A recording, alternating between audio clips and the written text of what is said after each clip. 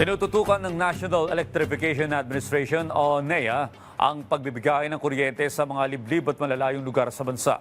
Target itong pailawan ng mga sityo, bundok at last mile schools gamit ang traditional at solar power systems.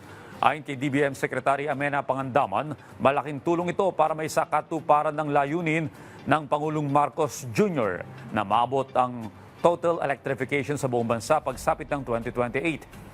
Sinabi rin ng DBM na makatutulong ang proyekto sa pagpapalago ng kabuhayan sa mga probinsya at pagpapalawak ng internet connectivity sa mga paaralan at komunidad.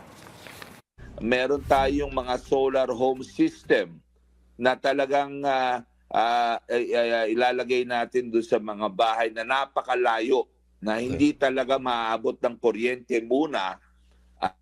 At ito ay may 40-watt capacity na makapagbibigay ng 4 o 5 light bulb, cellphone charger, 1 electric fan, at TV. Ang target namin ay this year, maka 50,000 to 60,000 units tayo. Nakapag-roll out na